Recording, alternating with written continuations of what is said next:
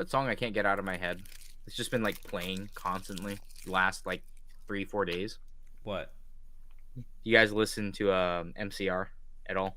My Chemical Romance? I mean, I'm familiar with them. I grew up on it. I can't get Helena out of my head. Like, it's a good fucking song. Ago, just like the words you. We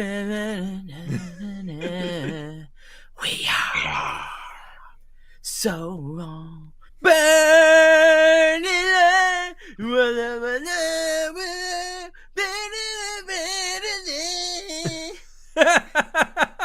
was the worst that you could say. God, this went full Eric Cartman. Yeah, I know, right? It's a better off alone. So long and good night. I didn't know. I genuinely didn't know Eric Cartman was on this podcast.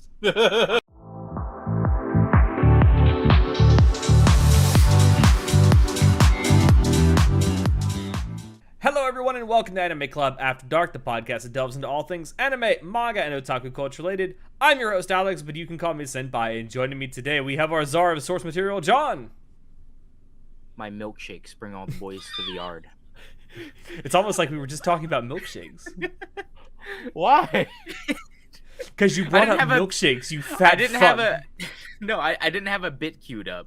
So I was like, I'm just going to say the last thing I just said. And we have our boy who is currently on 50%, Shinoda. Yo, season 2 is so fucking good. Wait, since there's 3 seasons of Mob Psycho, shouldn't you be on 66.6%? Well, he was at 10. Yeah, you were at 10. He was at 10. Now he's at 50. I feel like that's a logical leap. Yeah, you know what? We'll take it. But anyway, we are here tonight to talk about the second season of Mob Psycho 100 as John just takes a big ol' sip. Sorry, don't mind me. It's not even Capri Sun. It's not even a Capri Sun. No, it's Kool-Aid Jammers. Sugar-free. I'm diabetic, bro. See? Sugar-free. I mean, there's something else that's sugar-free. And if you want some Ghost energy drink. I love Ghost. This shit's good. I've mentioned it before, but I'm 100% shocked that Ghost has become so big. Because when I first saw it in stores, I was like, oh, it's like, first of all, you should not be making legitimate candy flavored, like Swedish Fish, Starburst, Skittles flavored energy drinks, because you should not be marketing energy drinks to kids. All right, you should not. However, I am very surprised. I thought honestly that it was just a fad thing where it's like, oh, we made an energy drink company and no one's gonna really care too much about it, right? But it's gotten so big now, and I'm like, oh, what the fuck? And plus, it's like it's a ghost on it, so it looks like Snapchat. So I'm like, does Snapchat own this? I mean, yeah, I guess it kind of does. I don't know. Oh. I thought it was like a Zoomer thing or something. What the hell are you drinking, Shinoda? They're called Buzz Balls. Is it? Oh, yeah. I've seen those in gas stations. Yeah. Oh. % alcohol in them. Well, it is time to get fucked 15%. up. 15%. Oh my god! Wow. What the fuck? So this little thing is 15%. It's a beer and a half. Goes for yeah. Like $2 or $3. They can fuck you up real quick. Anyway, Mob Psycho season 2. We're so off topic. We are. Not gonna get too heavy into the technical stuff because nothing really has changed. The same studio, it's Bones. Obviously, it's still based on a manga by one. Got the same series director, same script writer, same guy doing the score, Kenji Kawai. I do want to give some props to the music in this season. However, I thought the music was like just a step above where it was in season 1, especially during the fights. I will say, from what I've read, there are minor differences of manga to anime, but they're so minor it's barely noticeable. Okay. But yeah, the Kenji Kawai just does a bang up job with these the score for this, I think. The kazoo. Yeah, the kazoo. Yeah, I fucking love the kazoos. I do still think, I don't know if I mentioned this in the first season recording that we did, but I still think that the quiet moments, like the goofy moments where you hear that that sounds so much like Animal Crossing music. I don't know. It sounds like something I would hear in Animal Crossing, and I'm not saying it's bad. I'm just saying it's something I noticed. So like, this makes me wonder. Do you play Animal Crossing, Alex? I have in the past. So why haven't you visited my island, bro? Because I don't have a Switch. I actually the only Animal Crossing game I've ever played is the original. Oh my god. I know. I am that old. I've never played Animal Crossing. Only enjoyed the porn. Oh my god. Well, I see you right? too. I see you too are a man of culture, and you too know Zone 10. Oh, it's not Zone that does the Anka dance. Yeah, yeah, it is. Are you sure? It I thought it was was? like Yeah, it was No, Zone. it was someone else. It was someone else, Alex. Jamie. Check that. I'm almost positive it was. Oh, Jamie's checking that. We'll let her check that. Jamie's actually. I mean, at I work was right talking now. about- our Jamie is actually at work. Jamie's Oh. actually at work right now. I'm just sitting here. What the fuck, John? What the I fuck? know. I got so excited. I want to say hi to her. I swear it was by someone else, and Yeah, it's like I'm 8-bit or damn something. sure it's someone else. Wasn't even talking about her. I was talking about Isabella. But yeah, let's go with that. Oh, okay. Well, I mean that works too. That works too. I mean, maybe it isn't Zone. I don't know. I just know that fucking. I know the meme.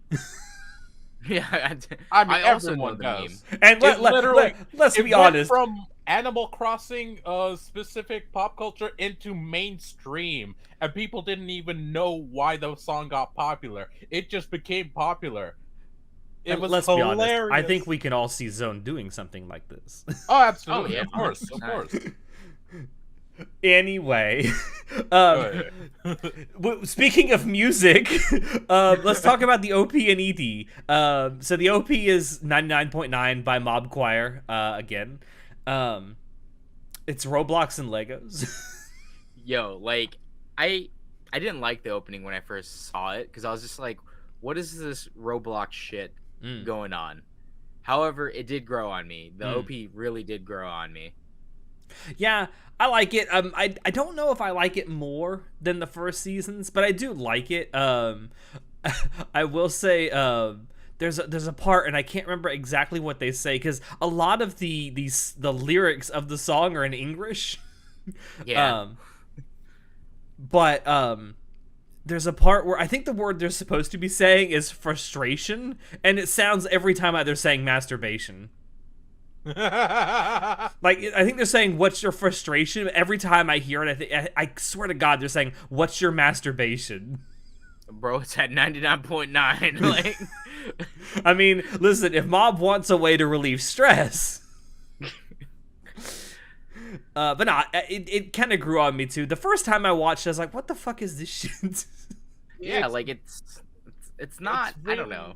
It's really a what the fuck is going on, but then like you watch it again and again, and you're like, oh, this is actually there's a story there.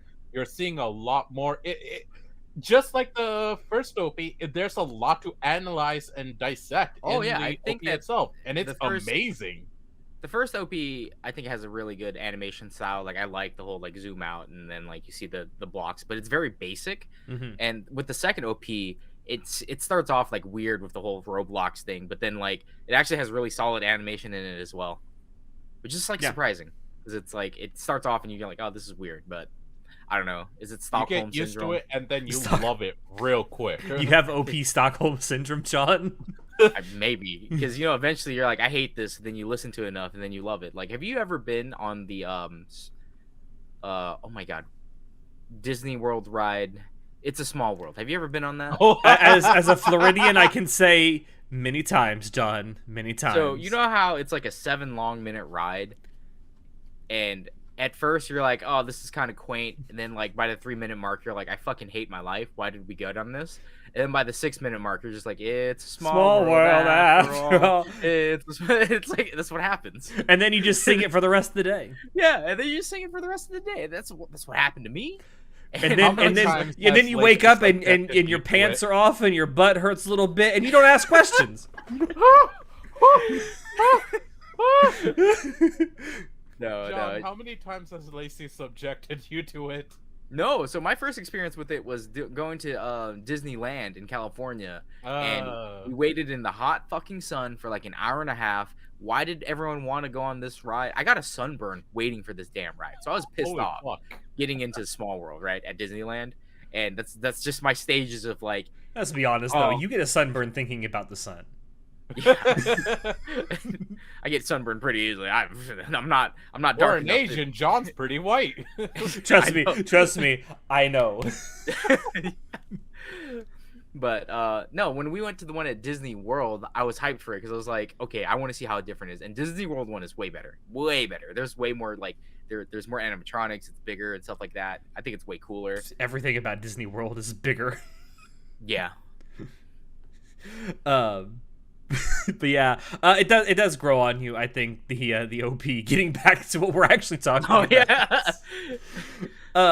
There's also I didn't realize this until I went to go put this doc together for the recording today. There's actually 4 different EDs throughout the course of this season. Yeah, that caught me off guard, and it wasn't just like couple episodes, then something different, couple episodes. No, like it just randomly changes throughout, and it's like, holy fuck, it's great, but at the same time, such a weird format to do it. Yeah, so the 4 different OPs, or EDs rather, and I'll go over all of them and the episodes that they're in. All of them are by Sajo Nohana. So we have Gray, which is used in episodes 1 and 7. We have Memo Sepia, which is used in episodes 2, 3, 4, 6, and then 8 through 12. We have Mabuta no Ura, which is only used in episode 5, and then the ED for the very last episode is Ikaru Hitobito, which is it's used to basically just end the season. Which was y'all's favorite? 1 and 7. Yeah, me too.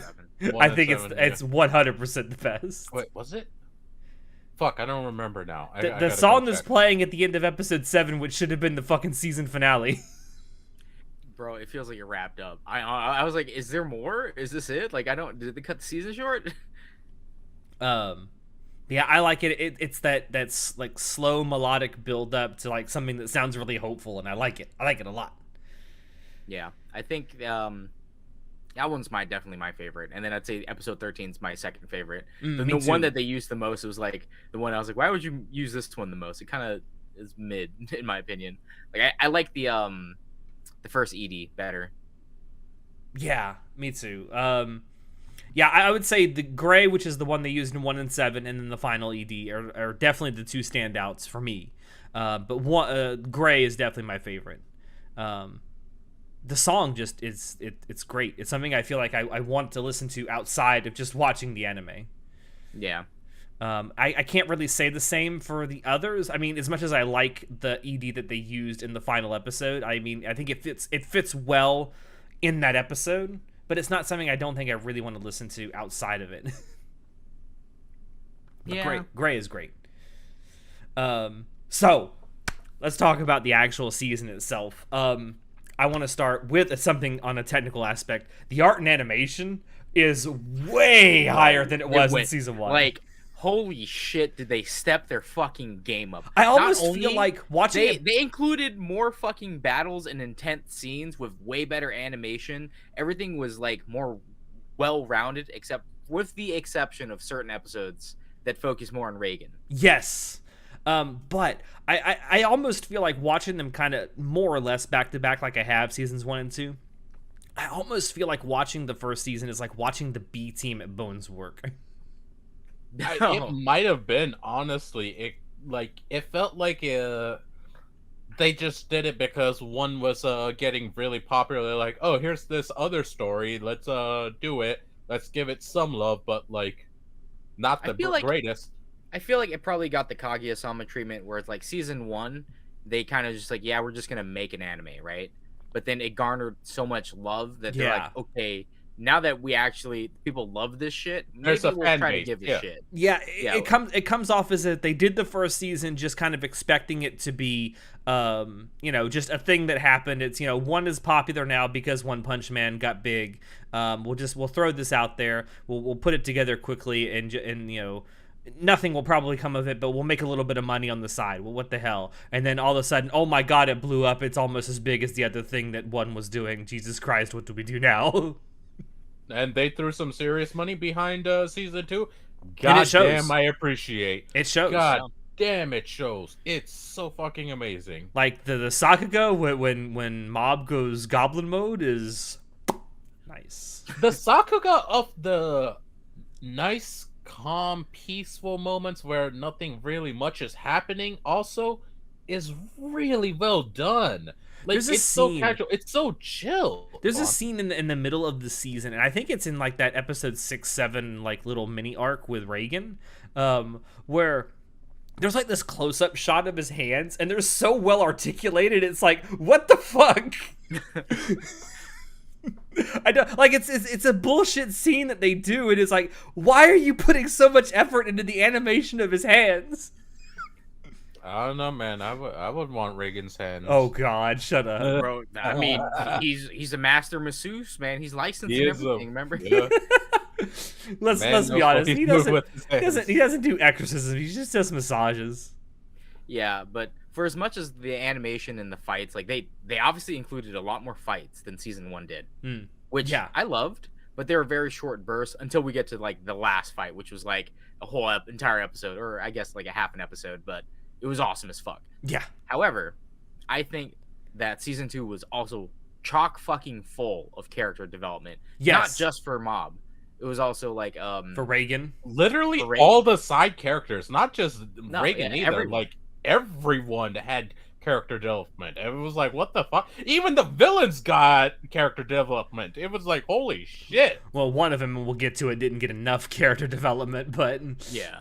Like uh, I loved from episode 1 to episode 7. I absolutely loved it because it was like I loved how we got to see more of like just the regular business stuff, and it focused on Mob improving himself as always, and then learning more about Reagan. I Yeah. fucking absolutely love that we got more backstory for Reagan, yeah. and I love that they didn't show too much as well. I like the formula is kind of the same as it was in season 1, where like the first half or so of the season is like sort of one-off stories with Mob and other characters kind of going off and doing their own thing, and then like at the halfway point of the season or just past the halfway point of the season, you get like the big bad introduced, and then you go off and fight.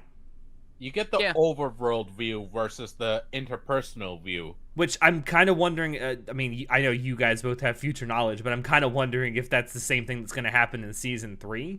Because I actually kind of like this formula for shonen that are done in this way, where it's not like you don't get a new episode every week. You get like 12 episode seasons, and then there's like a 2-year gap.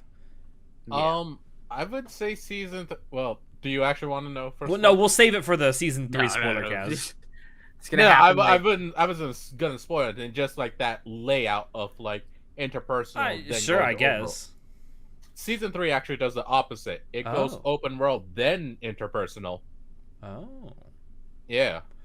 All right, mixing it up for the final season. I see. Okay. But yeah, I do kind of like how it did the same thing in that regard as season 1. It gave you not only a chance to see more parts of the world and introduce a few new characters as well. It gave you a chance to develop the backstory with these characters, some of which we've only seen for a few minutes in season 1. Yeah. So I really enjoyed watching the slow build of like Mob becoming his own character in the first half. Like the fact that he starts questioning Reagan. He starts questioning everything that he's doing and how that culminates into episode 7. And I was just like episode 6 and 7 are kind of my like favorite of He even questions Dimple. How dare you? well, because like from season 1 we just get Mob. He's like unfeeling. He doesn't really question anything. Very that his naive. master tells him. Yeah, he's very naive. And the entire like big, I guess, turning point here is that he's tired of. He's finally has friends. Like he's got the bodybuilding club, and he's got the Psychic club. the psychic club, And the they're crazy bitch is trying to build a religion around him. yeah, but he has people around him that are like he got invited to karaoke. He's like, I've never gone to karaoke with other people. And then Reagan calls him up and is like, that Mob, scene get is here so now. well I need you done. here now. And then Mob's like, well, I kind of have something to do. And Reagan's like, oh yeah, you're hella funny, Mom. Get here. I need you to help me with this thing. And then Hell, like, even starting off with the episode 1 of season 2, um at the very end of it, what's the girl he was with? Emmy. She confessed to him and Mm. wanted to date him. oh Um, god, yeah, yeah, And it turns out she only did it because of a dare. yeah. But yeah, then he gets upset with the people treating her like trash because it's like, because her dream was to be a novelist, but then she's yeah, like, oh, but like I'm just kidding. I'm not. I'm just doing it as a side hobby. And then her bitchy friends like rip it up. I'm like, oh, if it's a side hobby, you won't care if we do this. And I'm just like, you bitches, you and then like, absolute fucking bitches. and then it went off in the wind, and she's like, "Oh well," and Mob's like, "Nah," I got and he this, Yeah. bitch. grabs it Yeah. all back, and he after that he says,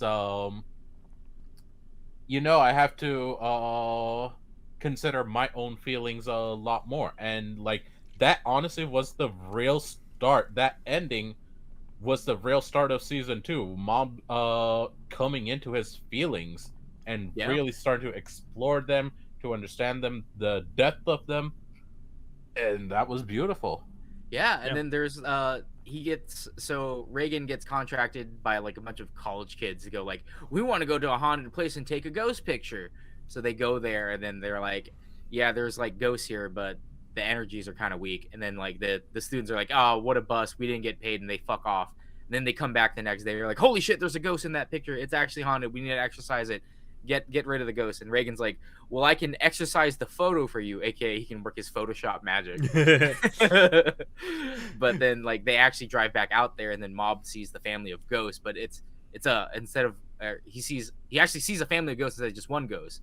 And it's like this family was killed, and the dad ghost was like, please, I don't want to be exercised, I just want to live in peace in the mountains with my family. Hmm. Our lives were cut short due to a bunch of misfortune, and we just want to live peaceful lives. And Reagan's just like, yeah, whatever, just exercise them. They could be bad ghosts. Who cares? Because Reagan. Oh, we didn't even mention Reagan can see ghosts and shit now. Yeah. Yeah, Yeah, he actually has like a little bit of, because of Mob helping him like in the last season. He I actually think Mob unlocked his third eye. That like that unlocked really his third was eye. it. But yeah, so Reagan's just like indifferent to it, and he's like, just do your thing, Mob. But Mob's like struggling because he's like, I don't want to erase these ghosts because they're saying they're nice. He's learning that not all ghosts are bad, and he's having emotions, he's having feelings, he's having a fucking opinion, and then he comes out of his shell and says, "No, I think I'm gonna leave them alone." And then Dimple comes in, he's like, "Well, they could turn evil, right?" And Reagan's like, "Yeah, they could definitely turn evil. They're ghosts. They're susceptible to that." And then Mob doesn't know what to do because he's like, well, he feels conflicted because it's like, if he does leave them alone, he doesn't exercise them, what if they do turn evil? What if they start killing other people or fucking up other people? And it was Mob's fault. He could have took out the problem beforehand, right? And I'm just like, this is such a good conflict for Mob to have. Mm-hmm. Because now that he's understanding that he has feelings, that it's okay to like actually express himself, he took To say a leap. no. Yep. Yeah, but then in the same sense though, when he took that leap of like putting his foot down, he also had to understand there's consequences to that. And I was like, oh, bro, it's so good.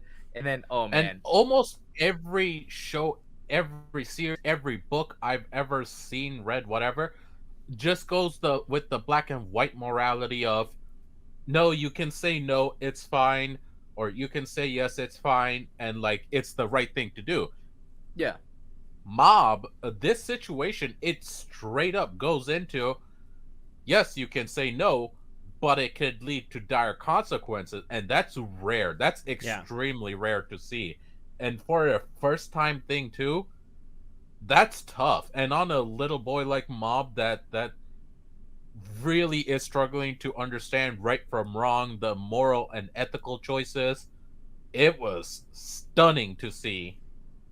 Yeah. And then seeing Dimple actually try to like tempt the ghosts into being evil. oh yeah, because it's like, Mob, I'm gonna show you that ghosts can be truly evil. And then Dimple goes and is like, hey, we'll leave you alone. We don't really care. We're not invested in this. But those kids know you're here now.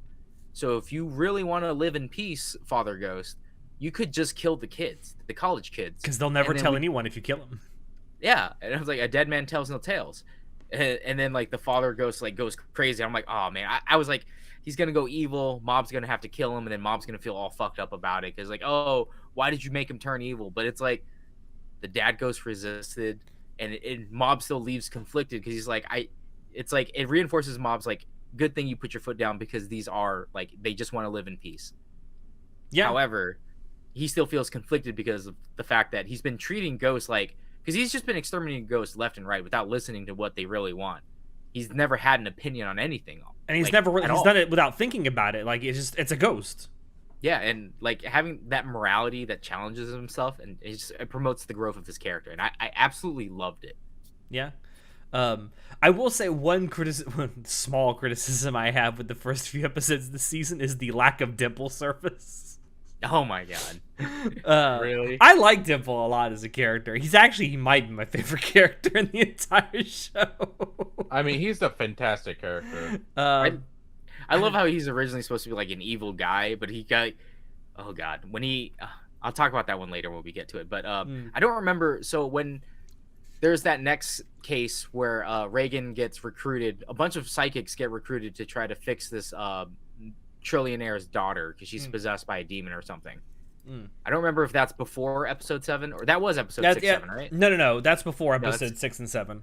Yeah. So after the whole Ghost in the Mountain family story, there's he gets recruited and he meets an Esper who is as powerful, if not more powerful than Mob. Like Mob has at this point never met anyone who's stronger than him in psychic abilities. In terms of how much this guy wants to fuck everyone else up.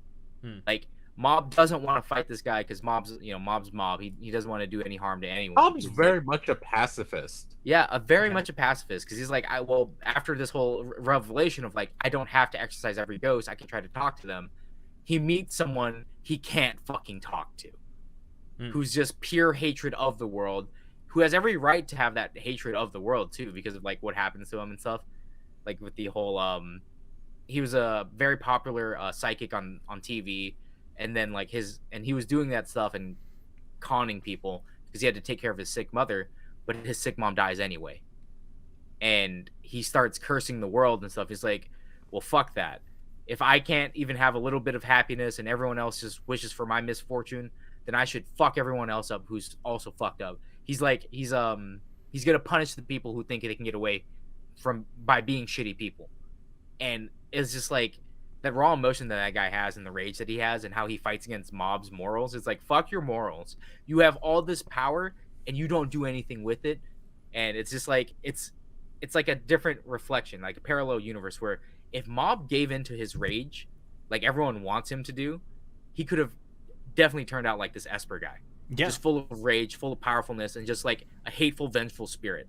And it's just like it was so interesting to see that because it's like we see a different world line where this could have been Mob, and then how he reflects on that and like understands like the pain that he goes through. And then the guy, so Mob infiltrates the girl's body and like, oh, I can fight this guy if I can get an out of body experience, so I can fight him in her mind.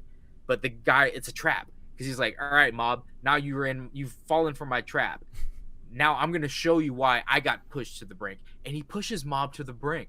Yeah, where Mob goes fucking goblin mode, and he that hurt you to say, didn't it? It did. It's fucking. I hate. How do you do, fellow kids? But yeah, so this Esper guy, he brings Mob to the brink, where he basically makes Mob think he's in a world where he doesn't have any powers and he gets picked on.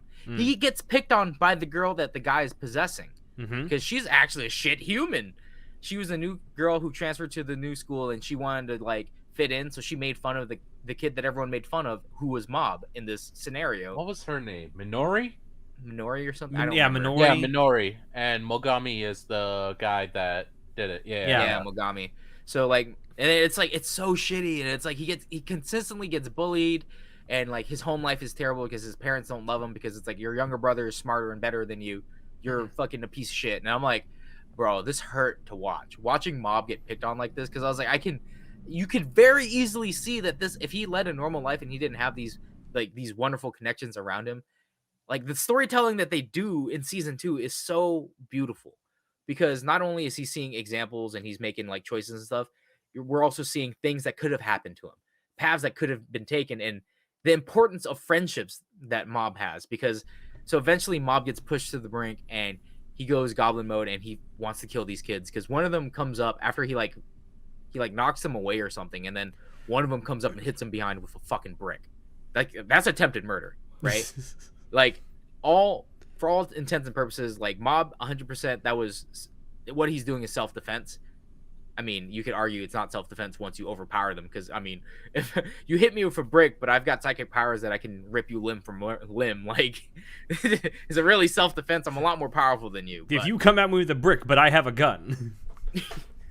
Yeah, it depends case by case. But point is, watching him get to that breaking point, and Mogami, he proved his fucking point. He was like, look, you think you're hot shit, you think you're special, you could have easily turned out like me.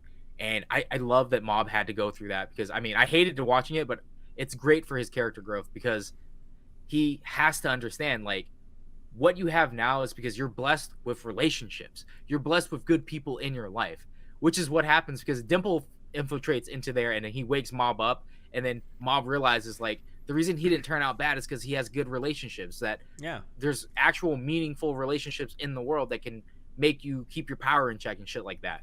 And it's just like, it's a great dichotomy to see Mogami Mob and Mogami, like watching the dichotomy between those two, right? I love seeing that. It's so beautiful to watch. And I was like, Mob, you poor kid, like I could easily see you being evil as shit. You could definitely do that, but and then how he reflects, he's just like, I mean, typical shonen fashion, like the power of friendship and whatnot, right? I hate that power of friendship is such a common thing in shonen, because it's like, oh, the power of friendship will rule everything, blah blah blah. But it's hidden pretty well, in my opinion, because it's impactful. Because before all this, we got to see those relationships being built. Yes. Like these people who were just strangers and who were just kind of using Mob, they've come into his life, and the fact that he has a healthy relationship with his younger brother now, and all these people who surround Mob who aren't afraid of him, and they're just like, whatever, Mob, you're you why are you always exercising, but you're not any buffer, Mob, what the heck? And it's just like, they're giving him shit because that's what friends do. And I was like, it's beautiful, dude. It's fucking beautiful. Yeah, I like that. That is actually one thing I really like about the character interactions within Mob Psycho. Despite the goofiness of the world, like the interactions kind of feel real, because the people who are actually friends are constantly giving each other shit. Which is like in real life, that's how you know who your friends are. If they're shitting on you all the time, it's because they're your friends. Yeah, like, you know, though there are limits. Of course. Well, I mean, there's a fine line that you tread between like busting someone's balls and actually like, and then hurting their feelings because you're just being fucking mean. Swear a dipshit. You're being a dipshit. Like you're too far, bro. Like too fucking far. Sometimes you cross those lines, but so long as you know how to apologize, it's like all good. Yeah. And it's God, poor Mob. Poor Mob. I can't believe, because it makes me think about like his life beforehand, before season 2, before he made all these relationships and stuff like that. It's like I like how these relationships play into like the last part of season 2 as well. Mm-hmm. Like meaningful relationships and stuff like that. What? What, Shinoda? Did I freeze? No, you did not. Hello, Shinoda? Oh, okay. We can hear you. Okay. Oh no, like John went robot for a moment. You bad internet having bitch. Get My better internet's internet. Fine. But John's right. Like the way that the relationships not only get developed but then come into play at the second half of the season is really, really good. John, you said these the relationship he formed in season 2, but I'll argue that he formed them in season 1, and season 2 is when he really develops them. When they because he starts being selfish, and like he actually actively decides, and this leads into the next thing with Reagan, where like finally Mob is like, he's being invited out to karaoke, and then Reagan calls him up, and then he's like, no, I don't want to. And then Reagan's like, haha, you're funny, get here. And then Mob gets pissed. He's like, Master Reagan, I've told you multiple times, do not call me on short notice. And he's like, what are you talking about, Mob? You're a go home club. You don't have anything else to do. And he's like, actually, I did have something to do today. My friends invited me to go karaoke. And then Reagan's like, oh, is that right? Well, if that's so right, then you know what? Whatever, Mob. Just go hang out with your friends then. And then Mob's like, fine, I will. And then Reagan's he does. like, ha. And this was when Mob realized that Reagan's just been using for him for his psychic powers, and Reagan was too petty. He was being a man-child about it. Yeah, Reagan was like, he's been a total dickhead about it, honestly. And then we get to watch, like, Reagan now doesn't have Mob, so he can't, like, exercise ghosts. However, he's like, whatever, He can do still this massage without like the a kid. motherfucker, though. Yeah, and then he actually grows his business and he becomes super famous. Like, I love seeing this world building of, like, here's Mob just deepening his relationship with all his friends, and here's Reagan just like, whatever, I'll do it without the kid. And then we get to see him realizing, though, coming to the realization that he has no friends. Ooh. Oh my god. Ooh. Yeah, that hit. When he goes to the bar and he realizes all the people who are nice to him are only nice because they're being superficially nice. I mean, I would expect that when you go to a bar. Everyone goes there to just bitch, right? When you get drunk with strangers, you're just there to really just bitch. But yeah, like watching Reagan grow, like learning more about him and watching him grow as a person was I loved it because I love Mob, but if I'm being honest, Reagan's probably my favorite character of them all. Just like how he was so stupid and over the top in season 1, and then how in season 2 he becomes like he grows as a person. Do you think that Mob's, because I'm starting to feel this after watching 2 seasons of this, do you feel like it has a bit of the Naruto syndrome where, yeah, watching the main character grow is cool and all, but watching the side characters grow is infinitely more fun? Well, like your supporting cast is what really help hold up and make your main cast strong. Well, especially like, in a shonen. If you don't, in any show, honest to God, like a strong supporting cast really enhances any type of show in any form. It's not just anime; it's like in everything.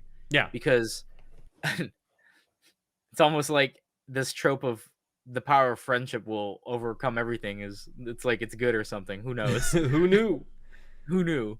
But yeah, then watching Reagan, learning like he has no friends, learning a little bit about like he was a water cooler salesman beforehand, who was just like successful one at that, like successful one that he had his own office, bro. Yeah, like that's something that so there's a bunch of people on like in cubicles like trying to sell these water coolers, and here's Reagan, he has his own fucking office selling water coolers. So it's like he was successful doing it, selling water coolers. He's the best. And it's weird that it's in this arc we learned that Reagan's actually extremely capable businessman, and the whole reason he got into this line of work was just because he was bored out of his goddamn mind. And it's like, yeah, bro, what?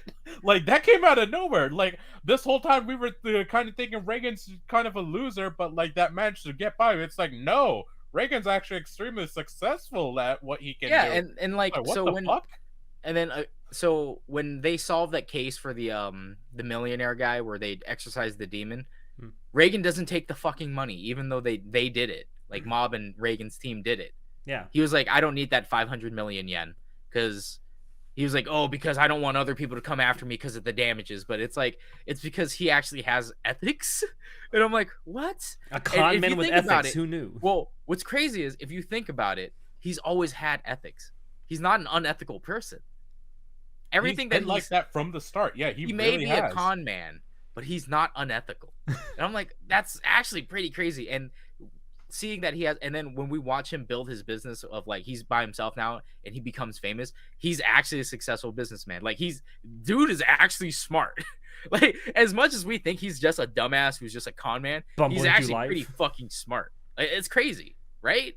Yeah, I did not see that coming. I didn't think Reagan would become this developed as a character, but then like he gets caught up and he gets fucking played by a different psychic, and like because in his mind he actually was, again, we get to see that his savvy brain of like, oh, because he thinks that most psychics are bullshit just like him. He's like, oh, they're playing it up for TV, so I'm just gonna play along. And then as it turns out, it was a fucking trap. It was all to make him look stupid and like show that he's a sham, right? Yeah. And then Reagan is just like you get to a peek into more into his life, and it's like he has emails from his mom, and his mom is like, she's kind of like a helicopter parent, and she's like disappointed in him. And we see a little glimpse of like, why did you quit that company? What are you going to do now? Like, you need to really settle down and do this and that. And then when he gets in trouble, his mom sends him like, I saw that you got in big trouble. Here's a speech I've already prepared for you. You just have to say it word by word. And it's like the loneliness and the seclusion that he feels because he has no friends. He comes to that realization. And then the fact that his mom treats him like that, it tells so much about his backstory. John, as an Asian man, did that really hit home?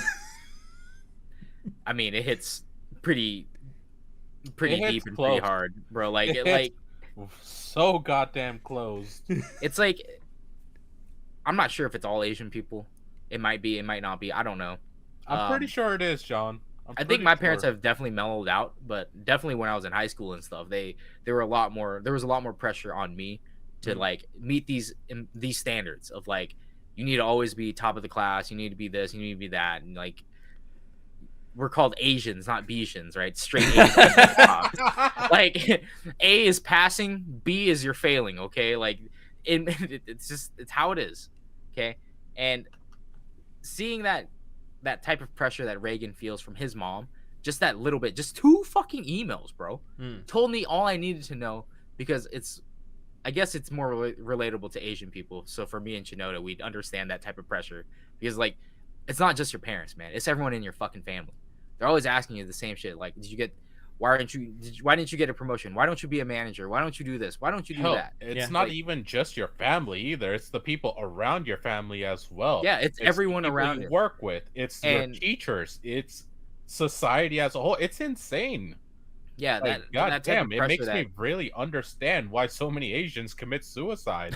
Yeah, dark as like fuck, in Korea but it's and the Japan, truth. yeah, because it's a lot of pressure to put on kids, especially to put on kids. Yeah. So learning just that tiny amount of information about Reagan's past, and like, it's good writing. It's fucking great No, writing, and excellent writing. And I did not expect to see this about Reagan at all, because this is Mob Psycho. It's supposed to be about mob. Yeah, it's so good. And then at the end of this arc, where this is the end of episode 7, where it finally wraps up, and it feels like the end of the fucking season because how everything culminates. But basically, Reagan goes to apologize on public TV. Then he has a flashback. He's like, it's fine to give up. You know, like, I started this business thinking it would fail anyway because I just wanted to do something different. And then he thinks back to like, why did I even continue doing this? Wasn't I about to give up? And it's because he met Mob. And when he saw Mob, like, he realized that Mob was this kid that had Esper powers. And it's like, obviously when we see it in the flashback, we think, oh, he's a dirty con man. That's why he's just using Mob. But in reality, what it was he saw this lonely kid who was by himself, and Reagan has morals. He's an ethical guy. He actually has a goddamn heart. Not only not to say that he didn't want to use Mob for his psychic powers to like, we're gonna become real Ghostbusters now. He also was like, this kid needs someone in his life to kind of be his mentor, which is why Reagan started like, kid, just because you have powers doesn't make you any more special than me, than any other guy out there. There are plenty of people who can run fast, plenty of people who are smart, and they're not any better than anyone else. And it's like, at first, when we were introduced to that, we think, oh, Reagan's just a con man. He's whatever. But it's like, it hits so different after season 2, after all this stuff. Because it's like, he actually meant those words. And it's like, it's so easy to tell a kid, yes, you are special. Yes, you're different from someone. It takes real courage to tell them, no, you're just another human. You might have something that's a little bit different, but you're still a person. And you need to remember that. Yeah, and like, that I love the early callback, on. Dude. Yeah, I love that they did a callback to that, and they reinforced the idea. Like, it's like, oh, bro, this is good fucking writing. Like, what the fuck? Again, you go into Mob Psycho fresh off of One Punch Man, you don't think there's going to be good writing at all. You think, oh, funny punch. You think it's just going to be some shonen, and then you get introduced to everything. You're like, oh, holy shit, One is actually a genius writer. Like, this is amazing. Yeah. Oh man. And then so then it wraps up with Reagan basically reflecting on it and then realizing like he got into this business because he wanted to be here for one boy, and it was Mob. and then Mob gets pissed off and he goes to the press conference and then he does psychic shit and moves everything, right? But we don't know it's Mob yet until the very end of the episode when they review the footage and the reporter girl was like, oh shit, that was Mob, and then the helmet psycho religion and shit like that. But he got angry at the world for thinking his master was a con man, because at the very end, Mob's like, I've always known what you are, Reagan. And then Reagan's like, he's found me out finally. And then he's like, I've always known you're a good person. And I'm just like, bro. I legitimately almost started crying. That hit hard. And then the ED starts playing. Oh my god. Yeah, and then the ED, then we get Gray again, and I'm just like, bro, like everything. Like I said, it feels like it's the end of the fucking series or the end of the fucking season. Like that shouldn't, like in any other, I think, anime, that would have been how the season ended. But this is Mob Psycho 100. This is not how it ends. No. Then we go to a marathon. But goddamn, was that one hell of a arc? One strong episode. Like, yeah. Individually, that episode was brilliant in every way. The execution of it was top notch. Yeah. Yeah. Oh my god, it's so good. It's so good. Also, then, another bit of Asian trivia that you gave me during, because you kind of popped in while we were doing our watch party in our Discord server. During the marathon where one of the dudes gives Mob the shoes to run the marathon. Oh yeah. It's like, I got these, but I can't wear them. But I think they're your size. Here, have them. Oh yeah, Oni whatever. And then immediately he calls out, yeah. And then the fitness club is like, oh, he bought the shoes in the wrong size, so he gave them to you, huh, Mob? And I'm like, you this guy. You Japanese person. You're definitely Japanese. Well, the tidbit that I dropped during that was that because Japanese culture it's very different from the West, where we buy stuff and we return things just instantly. Like we're like, we don't like it, return it. The Japanese people don't really do returns like that unless something's really critically wrong with it. Like either like if it's something that you made as a mistake, like, I ordered the wrong size, a lot of people wouldn't return shit like that, because it's like, well, that'd be rude, because one, I paid for this thing and they delivered exactly what I asked them for. It would be absolutely rude to ask for a refund on my fuck up. So, but if you ordered shoes and there was a giant hole in the bottom of them, then they might return those. Yeah, they might. But that's just like one of the funny quirks that they have. Like I saw the episode and I just hopped in randomly and I was just like, hey, fun fact about why he actually still had those shoes. Because a lot of people are like, why wouldn't you just return it? I'm like, because in Japan's culture, they wouldn't, because that would be rude. Because you fucked up and bought the wrong size. It wasn't their fault, it's your fault. Yeah. You were relating it the story of what was it, Callie, who ordered a couch and sent it back, and the people who delivered it were absolutely shocked. Like, oh yeah, what? so Callie's living in Japan right now. Mori Calliope, and she ordered. I remember watching her live stream, and she was like, "Yeah, I ordered this couch, and they basically were like reluctant to bring it into my house. Like it was just staying outside, and they didn't want to bring it in. And then I told them they had to go upstairs, and they were just like, we don't really want to do that because like it's a lot of work and stuff like that, right?" And she's like, "You're a moving company. I bought you to move shit. Like move shit." So again, a very like American mindset of like, I paid for this service, I demand to speak to your manager and have this done like this, right? But she's like, all right, you know what? You guys are just fucking playing games. You don't want to do this? I'll just cancel it, return it. And the mover's just like, what? You want to return it? And she's like, yeah, I don't care. Like, you don't want to move it, I don't need it. I can't have this here. Like, I can't get it up there, and I need it up there right now. If you guys can't do it, then I don't need it. She cancels it. And I'm like, you know what? From a Western point of view, that makes sense. I get it. I paid for this service, and you didn't complete it. I shouldn't then take it back. I don't want it. However, that was like one of the biggest faux pas you could commit. In Japan, canceling a service, and I was just like, "Ooh, that's a big slap to the face to the company." So that was just my tidbit of like Japanese culture with John. Yeah. But no, the marathon thing was kind of a nice little breather that leads into the really the final arc of the season, which is the confrontation with Claw. Now, I want to point out, when that confrontation starts and we get like reintroduced briefly to the members of the 7th Division, which were defeated in the last season, I was actually kind of shocked. I genuinely thought with how they were introduced really late in the season, mostly, and how like quickly they were dispatched with, I didn't expect them to come back. I thought they'd just be kind of gone from the story entirely. Oh, but yeah. I was surprised to see them back. Though, so in episode 8, when they do the marathon, one thing that I absolutely loved and appreciated, again, I fucking love Reagan. Reagan shows up in running shorts and he's like, I thought I'd finish the last mile with you, Mob, because they're running a 5K, I believe. And he's like, right now, I've counted every runner for you. So right now you're at this. So we should probably 74. Mob wants to do the 5K and he wants to finish into the top 10 because if he realizes that he doesn't have enough time to confess to Tsubomi. Like if he doesn't do it this year, the girl that he crushes on, he's not gonna have time next year because they're gonna be too busy preparing for entrance exams and stuff for high school. Mm-hmm. So he decides, I'm gonna train and get into the top 10. And Reagan's just like, Mob, just use your powers and cheat. And he's like, no, I want to do it with my own power. And he's like, all right, then I'll train with you. And then Reagan starts running with him and stuff. And then he shows up at the marathon and he's like, I've counted all the races. I'm like, Reagan is such a bro. Like, after everything that happened in episode 7, now he's like an actual, like he's not only is he his mentor, he's also his friend now. Yeah. And I was like, oh, look at that character growth, that development. Oh, Reagan, you're so much cooler now. You're even cooler now. What the fuck? But we still see that like Reagan's like he's talking to Dimple. Dimple's like, oh, you showed up and you're actually gonna run the last mile. Thinking about you, I thought you would have just given up and just called a taxi. And he's like, oh, to be honest, I do want to call a taxi. You want to do it, you're not wrong.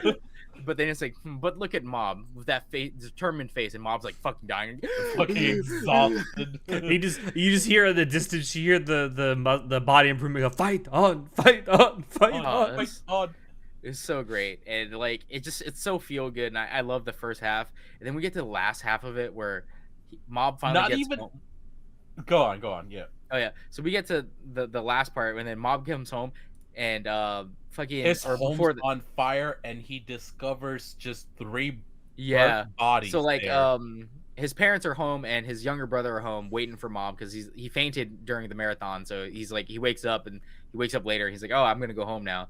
And then freaking that guy from season 1 shows up, and he like, yo, so this is where you've been. And then it's like, yo, what the fuck? And then the next thing we know, the house Mob comes home, house is on fire, bro.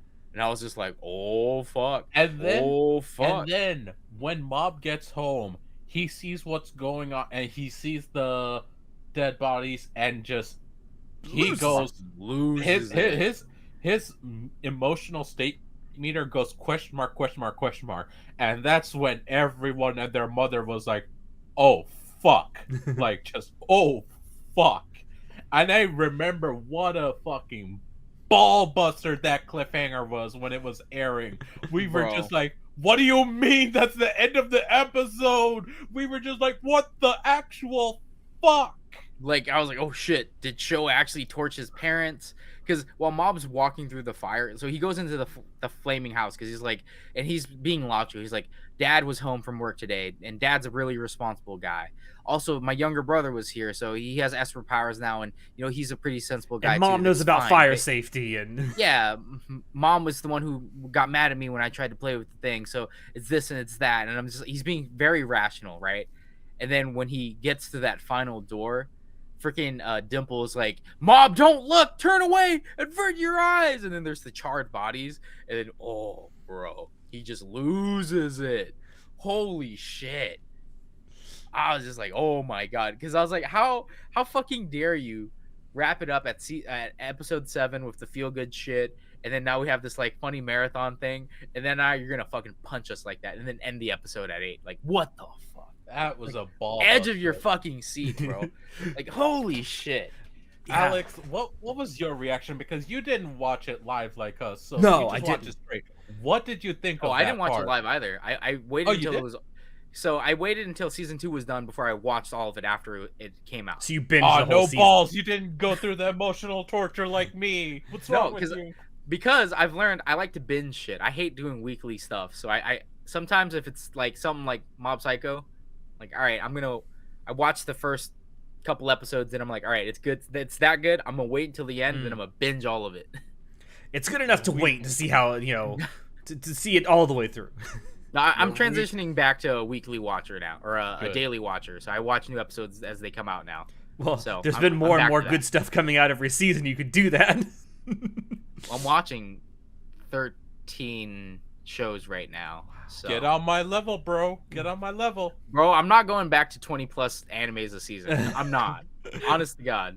No, don't. Right do now, it. there's It's like insane. 3 I hate. There's one I absolutely hate that I'm still watching, but the other 12 are okay. You only hate watching that one though. Bro, I can't wait for our new segment. Yeah. But you asked how I responded to it. Like, I had kind of the same reaction that you did. Like, what the fuck is this shit?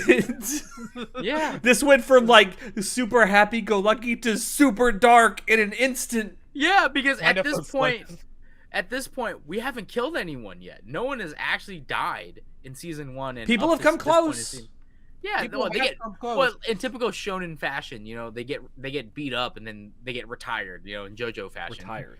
They get retired. Even the old guy, the billionaire, trillionaire, whatever, who was gonna give Reagan all the money. Like the dude, they literally say it. There's dialogue saying, "Oh my God, he got gored," and then like he's fine the next episode. He's fine. Yeah, he gets pierced through the fucking stomach, which, by the way, you die from. Like, Yeah. that's a lot of damage to your internal organs, and you would bleed out so fast because he gets stabbed by his daughter's arm when whatever his name was. Mogami.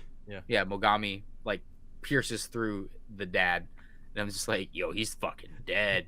Like, if But you then I was get like, yeah, pierced through the this is stomach, well, having this that is Mob stom- Psycho. Having that stomach So- acid just leak all over your internal organs would probably be a death sentence in itself. Oh, it is. Bro. It really is. Having like a fucking 3-inch hole go through your abdomen in general is probably gonna fucking kill you, Yeah. especially if you remove it. Yeah. Like, if you get pierced, if you get pierced and it stays in there, all right, you're probably not gonna bleed out super quickly. But if it gets removed, you're bleeding out instantly. All right. You're done. Because Hollywood gets this wrong all the time, and anime does too.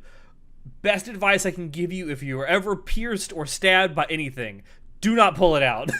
Yeah, you're gonna bleed out a lot faster than you are gonna die from anything else. You will die so much quicker by pulling that shit out than if you just leave it in and go to the hospital. Yeah. So at this point, again, and then the dad is like, fine, he's like in the hospital bed recovering. So in typical shonen fashion, no one really dies. So at this point, we're like, holy shit. Are they someone actually died. going to do it? Well, because I don't know how to explain what happened. Because that look you just gave was the exact look I had at the end of that episode. Yeah, like what the fuck?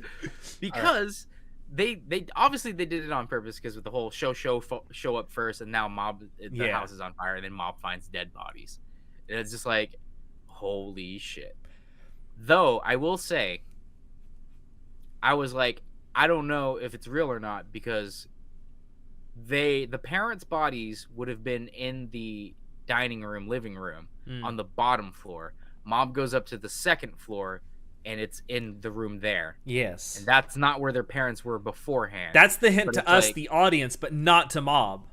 Yeah. Yep. So to the audience, it's hinted like, obviously, like, so when Dimple is trying to calm him down, he's like, obviously these are dummies, man. Like they're just dummies. Don't worry about it, Mob. And then Mob, Which he's kind of bullshitting because he doesn't know for a fact. well, because Dimple's like, if this man is at ? He's literally gonna nuke the fucking town. Like Dimple understands the power of Mob. Yeah. Because he felt it firsthand when he got fucking exercised, and he's just like, he's scared for his fucking life. He's like, if Mob is at ? Imagine the damage that he's gonna do to the town, but also he's gonna be able to fucking exercise every ghost as well. Yeah, he's also experienced the power firsthand because he's possessed Mob. Yeah. He would straight up exercise every. Yeah. Oh. Chinoda's fucked. Oh, are you back? Oh, Now we can't hear you. we can't hear you, man. What do you mean you can't hear Oh, now me? we can. Oh, now we can hear you. Okay. What the fuck? My God. Streamlabs is fucking up. Yeah. Anyway, Yeah, that the end of that episode is crazy, and then we get reintroduced to some of the members, all but one member of the 7th Division of Claw. The black hole dude doesn't come back. Yeah, which I was fine with because I was like, he didn't really. So I like that these characters came back because I honestly thought they were going to be just one-off throwaway characters. Me too. I expect them to be completely gone from the story after the first season. Yeah, just like the kids that were the ones that were with Mob's younger brother in that psychic development power program. Yeah, They come back too. yeah. And they actually play a role in season 2. I'm like, oh, what the heck? These characters aren't just one-off throwaways. They actually play a part. That's crazy. I really appreciate it, though.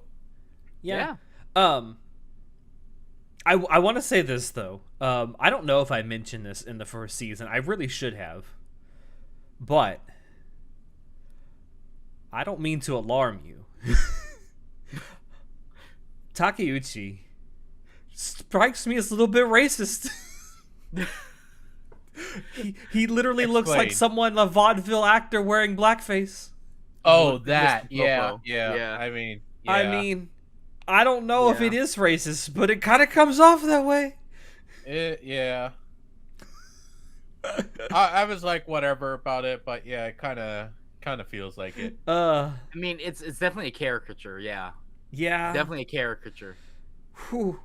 I saw that and I'm like, should I like this? It doesn't feel right to like this. Now, it's not direct racism, I will say that, so it's not. No, but it's bad, characters, you know, like Yeah. like watching old Tom and Jerry and seeing like the depiction of like the black woman.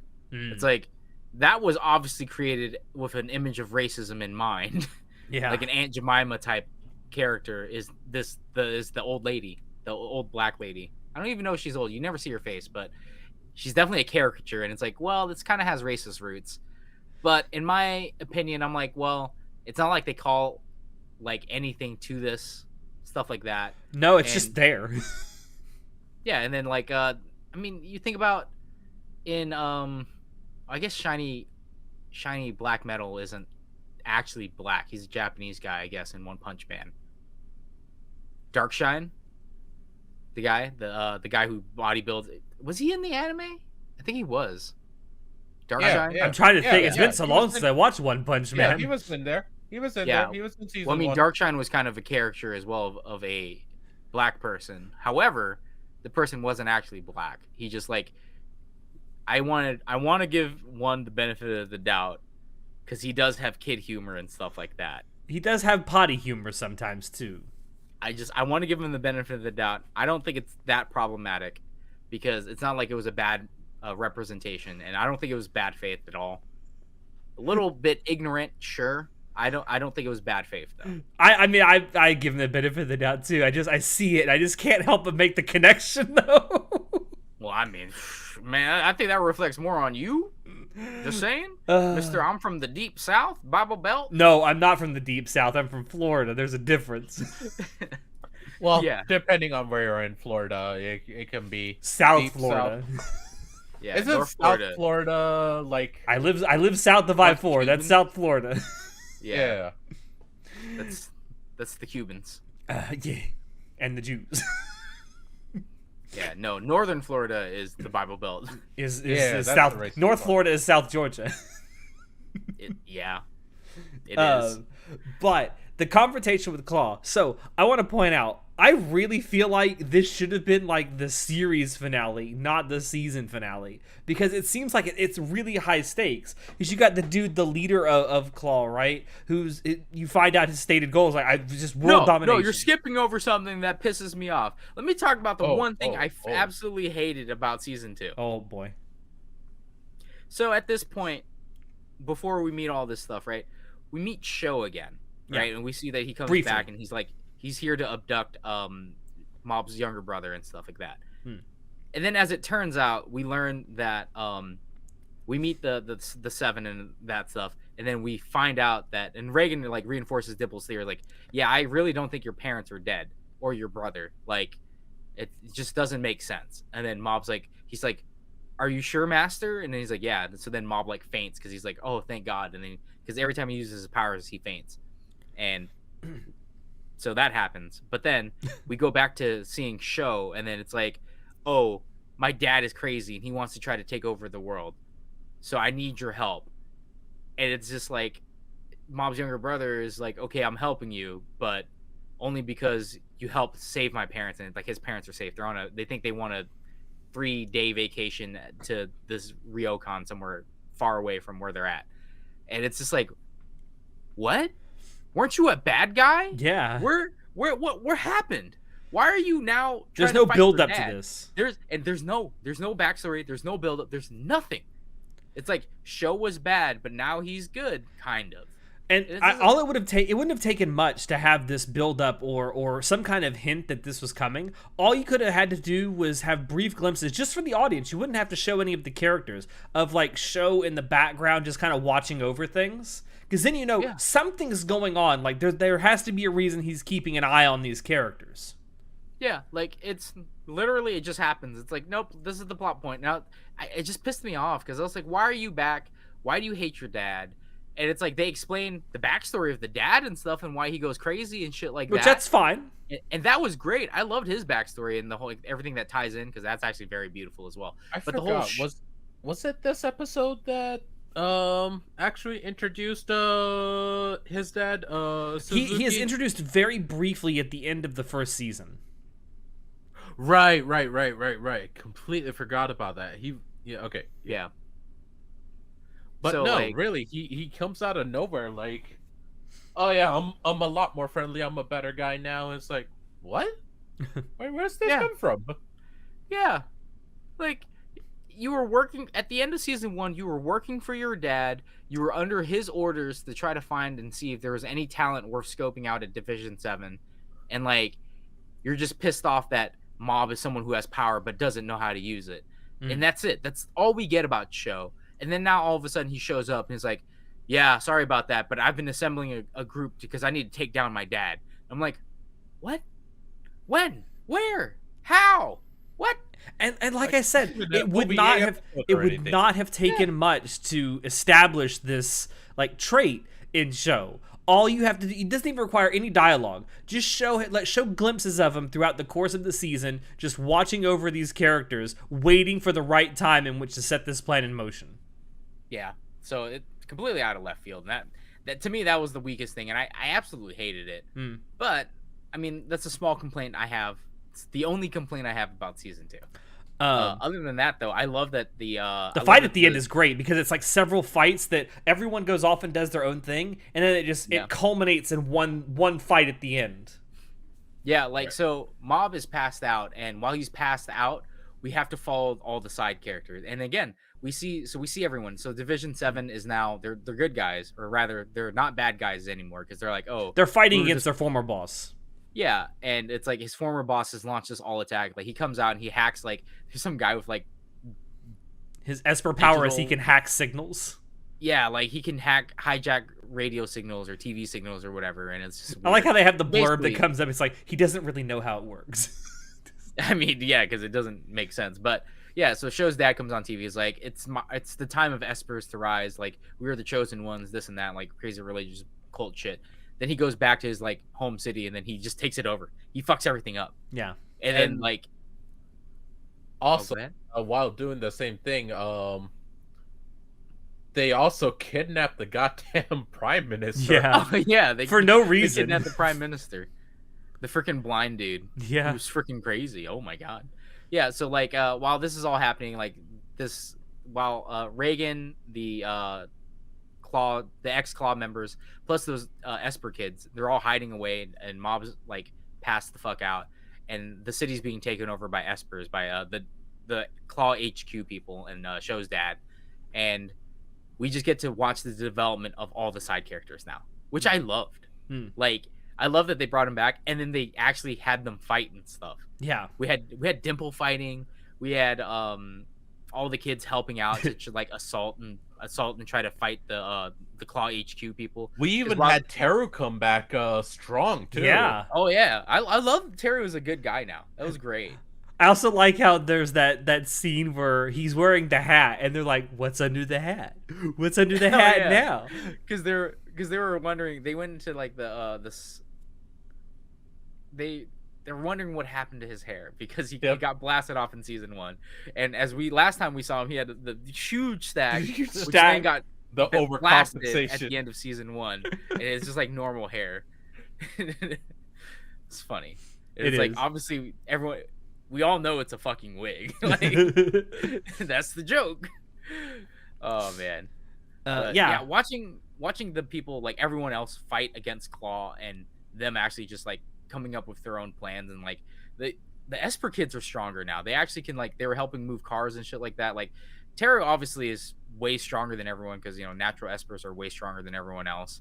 But it's great to see that the kids actually did something instead of just like not doing anything. They're just throwaway characters. You brought up something before we started recording about how when all this is going on, clearly the government is very well aware of the fact that Espers are a thing that exists. Yeah, they have so their when- own. Yeah, so when Show's dad is trying to take over, there's a certain guy in his Claw group. He's one of the captains or something, like the 8 captains or something. Mm-hmm. That is like, or the division captain. Yeah, one of the division captains. He's like, oh, this old man is crazy, this and that. We should stage a coup d'etat. So then, like, he gathers a bunch of other division captains and is like, let's stage a coup d'etat.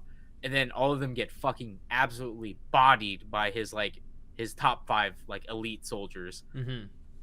And then the guy who started the coup d'etat reveals, like, actually, I'm a government agent. The government's had their eye on you for a while. They just thought you wouldn't make a move. And I'm like, all right, so the government obviously knows that Espers exist. So in season 1, I talked about how, like, how come everyone obviously knows that ghosts exist and Esper powers exist, but, like, it's not a big deal. Everyone's just treats it like it's a normal Tuesday. As Alex said in the previous spoiler cast, it's just a normal truth of the world. Like, everyone knows about psychic powers. It's a thing of the world, but it's become normalized.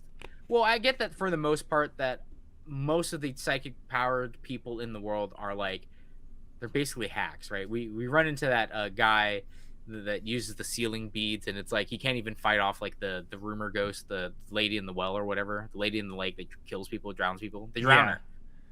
Dragger, the dragger. The dragger, Because yeah. she drags people to the lake. Yeah, so it's like we know that Espers exist and there's mediums and shit like that, and it's like they're all weak powered. So obviously the government was like, yeah, like obviously there's Espers and stuff, but it's Let not them like have they their can- parlor tricks. Yeah, it's like it's not like you can literally nuke towns, and then Show's dad comes out and literally just nukes the town and takes over. And I'm like, so you're telling me the government has been watching this man and know that he's a threat, but didn't know that he could fucking do this? Yeah. And then after he does it, they don't do anything to try to fight against him. They're like, all right, we're just not going to deal with it. And I'm like, what the fuck? Where are you? Hello, What are you doing? government kun?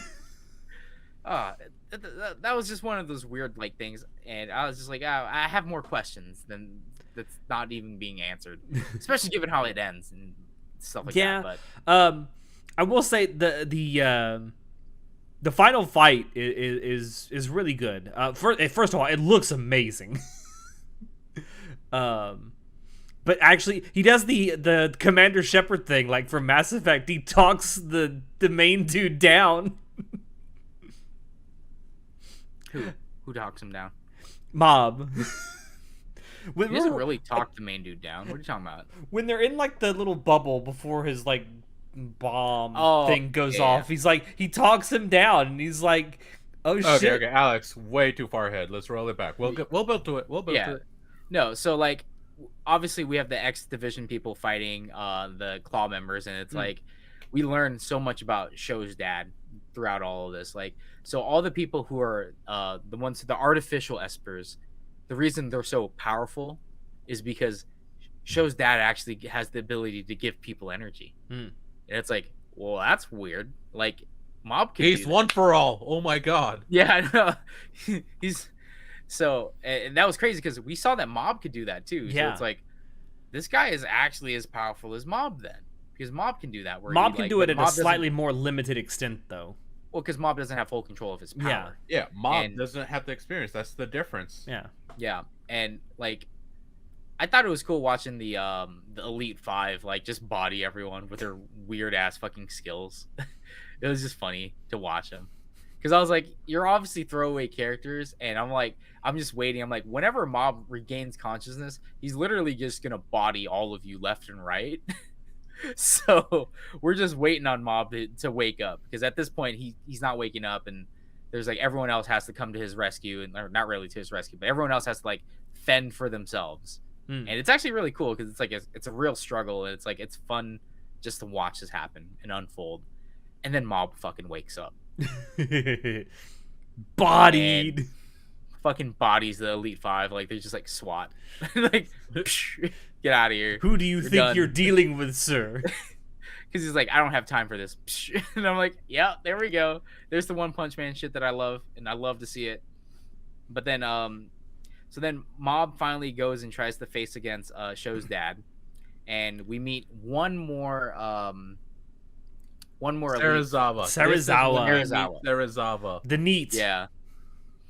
So Serizawa is like this bum dude who was a NEAT who got recruited by the president, by Show's dad, to like come use his Esper powers for good. And Serizawa is actually pretty strong, which is like surprising. Serizawa is extremely strong. He's one of the strongest psychics in the world. Like, there's no doubt about that.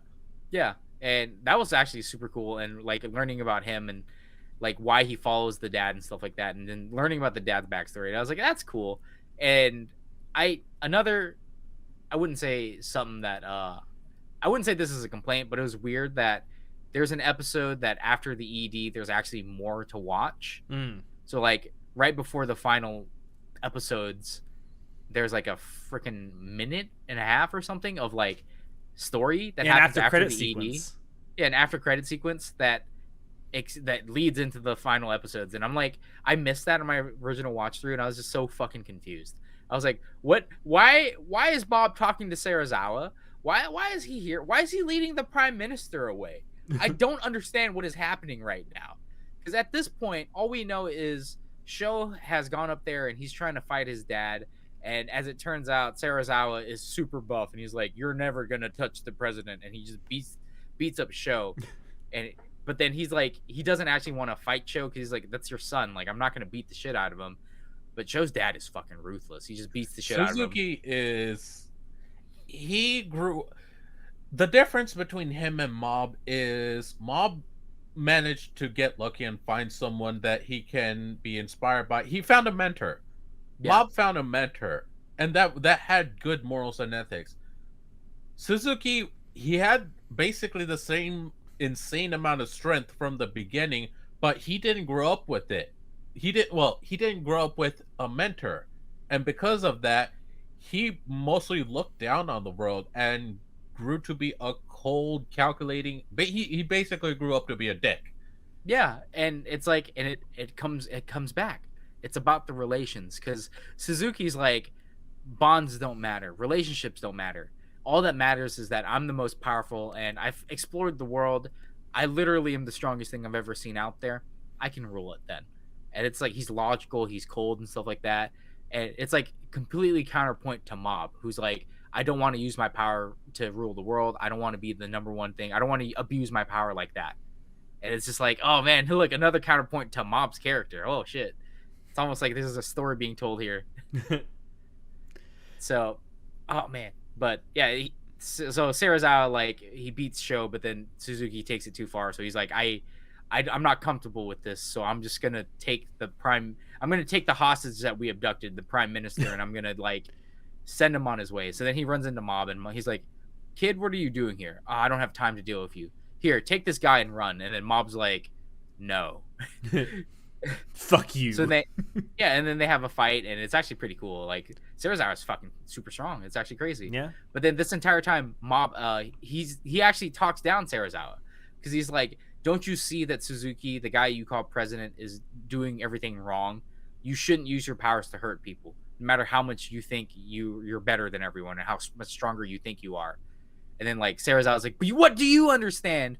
The president saved me when I was at the lowest of the low. He made it so I could actually go out in the world. And it's like, it's actually true. So as fucked up as it was, Suzuki may have not seen this as a bond or a relationship, but he definitely didn't treasure Serizawa as a friend, that way that Serizawa looked up to Suzuki as a mentor.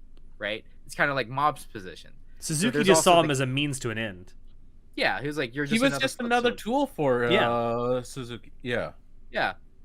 So then Mob talks Serizawa down, and it's like, look, I don't want to fight. Like, I'm here to stop this man from doing crazy shit, and you need to help talk to him too. So then we get to the right before the last battle. Serizawa shows up with Mob, and Mob is like spewing off all these different things, and or actually no, Serizawa shows up later actually. So supposedly Serizawa has been a turned man, so he's like, I'm gonna repent on my ways. And then Mob goes and talks to Suzuki, and basically he's like, Suzuki's like, oh, you have all this power. Is that really all you can do? I'm only using 10% of my power. And they have this like battle, right? And Mob's getting the shit kicked out of him. And then right when he was about to get fucking just like destroyed, Serizawa shows up and saves Mob. And he was like, he's like, President, I think what you're doing is wrong. Maybe doing this by force. And then that's where Suzuki's like, ugh, another failure I see. And it's like, that's when it hits home to Serizawa. You were just a fucking tool to Suzuki this entire time. And I was just like, oh, poor Serizawa, dude. Man, that shit hit hard too. It was like you can see the man underneath is like he's good. He's a good person. Like he just got caught up in a lot of fucked up shit, but like he is a good person just trying to do right. Yeah, And, Serizawa, the man, only reason he was a NEET was because he had uncontrollable Esper powers. Everyone that tried to get close to him, literally physically close to him or touched him, or if his emotions got out of check, he'd fuck shit up. Yeah. Because he was too powerful. So it's like, I can see how if you had to live a very sedentary and hermit lifestyle because of that, like everyone's afraid of you because it's like, literally, if I say the wrong thing or you're too happy or too sad and stuff, you're going to just destroy everything. They're walking on eggshells around you. There's no way to have any real relationship. So like when Suzuki shows up, it's like he looked up to him as like a mentor, someone that who could finally see him and not be afraid. And for Serizawa to like get hit by that reality from Suzuki, bro, I was just like, oh, poor Serizawa, bro. Yeah. That is. Are we gonna like gloss over the fact that Reagan just tried to sucker punch Suzuki though? So Reagan shows up as in always in classical faction, and he's like talking down to Serizawa because he realizes, why did I just say so? Mob puts his foot down when he goes and fights Suzuki, and he says, "Look, I'm not going to sugarcoat it, and I'm going to be selfish. You guys are just going to get in the way, and everyone knows it. But this is Mob we're talking about. He's not assertive like this. Mm-hmm. But then Reagan's like, you know what? Let's listen to Mob. He's right. There's nothing we can literally do against someone who's as strong as Mob. And then while they're fighting up there, and they're like, oh shit, it's taking too long. Like there's a bunch of fighting. Reagan comes to the realization, what am I doing? Mob's just a fucking kid. Why did I send a kid to go fight this battle? He's not ready for that. So then Mob's getting the shit kicked out of him, and then Reagan shows up, and he's like, hey, unhand that kid. Like, stop that shit. Unhand my kid. Yeah, and then Suzuki's like, oh yeah, what are you going to do? I don't sense any powers from you. And he's like, that's right, I'm a normal human. But I can think of 4 ways that I could definitely destroy you. And then he's like, slowly walks up to him, and in typical Reagan fashion, he just tries to knock him out with a fucking hand punch. You know, it's almost a very Reagan. JoJo-like scene where it's like, I can't beat the shit out of you without getting closer. no, love but it. like that's big Reagan energy. It really is. Yeah, I love that in all these serious moments, they also have all these comedy moments. It's funny as fuck. Which I love is it. also It's something such a that happens in the beautiful first mix. season. That happens in the first season with Reagan when he shows up to the 7th Division headquarters or whatever and just walks right in because they assume that he's the fucking boss. leader. Yeah. Um, That Just was so walk funny. anywhere with confidence, you'll be able to get in. That's Really. exactly right. Like Reagan is the embodiment of just walk anywhere with confidence and a clipboard and you'll be able to get in anywhere. All right, so then now we come to the final fucking fight scene of season 2, and holy shit, they pulled out all the The stops. Sakuga is All all over to the place. The walls. Bro, it looked so fucking good. Hmm. Like all the effects, all the colors, all the fucking animations of all the debris flying and shit like that. Oh my god, it was so awesome. I loved the last battle so much. And like while this battle is happening, Mob is like getting the shit kicked out of him, but then he powers up, right? And then he's like throwing facts back at Suzuki. Like Mob's like, you're fucked up. You threw away relationships. Like relationships do matter. People do matter. You're stupid. Like, look at what you did to your son. Look what you've done to Serizawa, this and that. And then like Suzuki doesn't reflect on any of it until and then like because he's like, oh, now I'm gonna release 50% of my power, and then he like starts beating the shit out of Mob again. Then Mob's like getting the shit kicked out of him, but then he's like, no, I can't give in yet. Power of friendship. Ah! And then he fights back again, and Suzuki's like, oh, I'm gonna go Goblin mode 100%. And then he goes 100%. It's like, oh shit, like full power battle. It was so good, dude. It's such an epic battle. I loved it so much. Yeah. Like, I honestly thought that again going into Mob Psycho after One Punch Man, I thought what we saw at the end of season 2 was what was going to be like in every episode for Mob Psycho in the beginning. Mm-hmm. Like, I definitely appreciate the battles. I love the battles. They're awesome. However, during all of this, Mob is still talking about like relationships matter, this and that. Like, wasn't there something important to you once before? So then Suzuki eventually overloads. So he's drawn too much power, and now he can't like do He anything. can't But control it anymore. Yeah. yeah, and he's gonna die. He's literally self-destructing now because he's drawn on too much power and he can't control it. And during this, Mob tells everyone you need to run away, this and that, and then like Mob puts up a shield and he stays with Suzuki To contain the explosion. He's like, and Suzuki's like, what are you doing? Get out of here. Like, you're going to die too. And Mob's like, I can't leave you alone because he's stuck with his conviction. Like, this whole thing about relationships. And then Suzuki reflects on, like, at one point in time in his life, before he became this super crazy Esper, his wife and his kid were the most important things to him. And he thought he could use this power to get ahead in life. And he did. But then at some point, he lost sight of, like... It became more about the power than it became about the love that he had for his family. Yeah. And it was just like, oh, he did have a meaningful relationship once in his life. He just forgot what it was like. Yeah, he forgot his goal. And I'm just like, this is a great story for Suzuki. We learned so much about him. But this also reflects something into Mob as well. Because, like, again... this is another facet of what if Mob decided to just use his powers and, like, obviously he says he wants to use his powers for good, right? But this is easily something else that he could do, and then as he's being nice and trying to help people with his powers, he could easily fall off the track. Yeah. And it's like the growth of Mob and his heart and his character. It's like Mob has always been a good guy. And when he stays at the end and, like, I'm going to try to protect you from the shield, and I'm going to make sure we both, like... I mean, I think at this point, Mob is like, it's okay if I die, as long as I can try to save you. And I'm like, oh, no, Mob, please don't die, bro. Like, not just save him, though. Save, like, the city itself and the people in it. Yeah, like, oh, bro.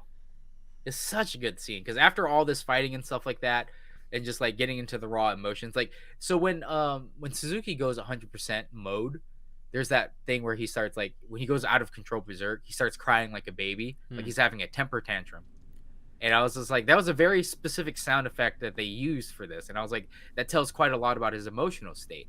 For someone who is shit-talking Mob saying you can't draw out your full power because you cling on to weak things like relationships, it shows that Suzuki was using power as a means to an end, and he also couldn't control his emotions either. Because at the end, he was consumed by it, and that's why he started overcharging, and now he's gonna blow up and die. Yeah. I was just like, it's beautiful irony. Yeah, the same thing that you accuse Mob of, not being able to control himself and stuff like that, not utilizing his power, is what was your own hubris has killed you. I was just like, it's fucking poetic. No, it really is. It's predictive writing, but my god, does it work so goddamn well. It's deeper writing than I expect from a modern shonen. Yeah, like, again, you don't go into Mob Psycho. Bro, this show stands above any modern shonen. So much far above. It's so good. And oh god, at the very end, when Mob decides to sacrifice himself to try to save everyone and save Suzuki, it's just like, this is who Mob is. He's always wanted to save as many people as possible. I'm like, he's such a good guy. Like, Mob, he's such a good boy, dude. He's such a good boy. So yeah, that's kind of how, I mean, it ends with that. The bomb kind of goes off. It goes off. Mob redirects the energy into himself, but in the aftermath, you actually see everyone vine basically tree. digging. Yeah, you see everyone digging Mob out of the explosion, and you just see the giant fucking broccoli tree that was all the way back from the beginning of the season. Season You 1, yeah, completely forgot from the about that. opening. You'd be About the like, it was broccoli just a seeds that he throwaway put in his thing. again Yeah, setup no. and payoff. Oh my Yeah, god. so- Writers, take fucking note. When you put something Was in a it- scene, make it pay off later. Fucking that's Chekhov's gun. It Chekhov's is gun. Chekhov's gun. Chekhov's Yeah. gun. When writing. when focus is put on something in a scene, it has to pay off at some point in the story. But this was so goddamn subtle, you completely Yeah, I think it was. forgot about Was it episode 1 where he gets those broccoli seeds? I think it's Or episode 2. No, two. It's I think early on two. in the season. It's super early. It has been there this entire time. And he forgot that he had him in his pocket. Like, what the fuck? But yeah, Chekhov's gun is if a gun is introduced in Act 1, then by Act 3 it must go off. That's Yeah. what Chekhov's gun is. Yeah. If we want to be traditional about what it means. But I yeah, mean, like, in if you general, that introduce means something, if, use it. in general, it means if you introduce something in the story, like an object or something, and you focus on it, it has to be used at some point for something. Yeah. Have meaning to what you're doing. Yeah. And Mob Psycho does that beautifully. Like, it was such a throw off because again, I forgot about that too, about the damn broccoli Because seeds. he gets them because what is it? Reagan gives them to him as part of the payment for one of their jobs, and he's like, Yeah. "Oh, okay, I'll just put it in my pocket, won't think about it." And then as an audience member, you don't think about it either until later in the show. Boom, giant broccoli. Yeah. So then, Also, like, one must have everyone- an obsession with both broccoli and peppers. They're in Seasoning City. What do you expect? It's all food based. But yeah, so like he gets dug out by Reagan and a bunch of the Antero and them, and like Mob's walking out, and it's like he did it. He saved everyone, and also he saved Suzuki. Yeah, So at the very end, it's carted off the to episode- jail. Yeah, he turns himself in. Suzuki gets saved, so he doesn't die, and thank God because it's a shonen, so no one should die. But Suzuki turns himself into the government. So again, the government exists. The government knows that they exist. Just saying, and they still didn't do anything. Mob literally had to take care of this. Like when Suzuki was blown up, the government did jack all to like protect anyone because it's like, oh, there's energy readings because they have espers, they understand energy and shit like that, right? But they didn't do anything to protect them from that nuclear blast that was going off, and Mob literally did it. And I was just like, what the fuck are you doing, government? Again, what the hell?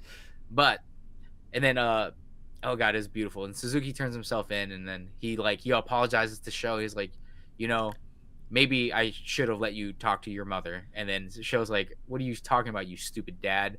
Of course I see Mom occasionally and every now and then. And every time I see her, she always asks about how you're doing. And I'm just like, oh, Suzuki That found the meaning is- to live. I like again, how bro. he also looks at him and says, "So how's your mom?" He learned. Yeah, like the redemption for Suzuki, understanding like he actually had a bond he cared about and finding himself again, and it's all thanks to Mob sticking to his guns. Like, I love it so much. Now, It's the so question good. is, for me at least, as someone who hasn't watched season 3 yet, this seems like how the series should have ended, not how the season should have ended. Like it's Claws introduces like the big bad organization in season 1, and so you think like that's going to be the goal throughout the run of the story is defeat this organization. The entire goal of from day 1, from Mob Psycho episode 1, is that Mob confesses to Tsubomi. Come on, bro. Come on. He Okay. joins the fitness club because of that. Okay, Right? fair enough. That's one of the stated goals. The other one at the end of season No, 1 that was is the stated No, goal, that is bro. that is the goal. Pay actually. fucking attention. you can have 2 goals. Pay though. attention. You can have 2 goals. Yeah, but I'm just saying, like, speaking of Chekhov's gun, like, literally the one goal that he had in the very beginning, I'm like, obviously it has to end on that, right? Come Yeah, on. I expect it to, but I also kind of expected like the running theme of Claw through the entire series as well. Now it Yeah, seemed the fact that they introduced him as the big bad at the end of season 1, Yeah. it's like they've concluded it. In But season- I mean, and there's one full season left to go. but we still have Tsubomi. We still have Tsubomi, and she shows up in Reagan's office asking for love advice, and then she talks about how she actually does have a crush on someone, and she knows that the boy likes her, and she likes him back, but she hasn't done anything. So it's like, oh, is she talking about Mob? Who knows? Oh, I like that. I like the fact that Mob's little brother is also in the office when that happens, and he hides. Yeah, because he can't handle Tsubomi, because Yeah. Tsubomi's just like, I'm bored, leaves. Damn. It's hilarious. But yeah, so there's that, but there's also the Psycho Helmet religion. Yes. Like that was a big thing in number 2, and we learned a lot about that. It was something that was just subtly hinted at multiple times throughout the run of season 2. So that You that see it in the background growing. yes. Well, the fact that in season 2 we've seen them, like, all the characters that we thought were throwaway characters, they're back and they play a part in the story. They literally have episodes dedicated to them doing stuff in the world. Yeah. And the fact that, the whole, the seeds in the pocket, now that's the giant broccoli tree. Obviously, these things that we see in the background that haven't been tied up yet, these loose ends that haven't been tied up yet, Yeah. are going to get tied up. Like, obviously, watching season 1 and season 2 and watching these things, I'm like, I see where you're going with this. I mean, see where you're going. It was interesting, like with the Psycho Helmet religion thing. Like it gets introduced at the very beginning of season 1, like almost at like the very first scene. I think it's like the second scene of the entire like episode. And then at the very end, you got the crazy bitch reporter lady that's like taking pictures of the broccoli trees. Like, I could blame this on Mob. No, she was like, definitely Mob had something to do with this, because she knows how strong Mob is because of the I'm whole, going to further the thing. religion with this.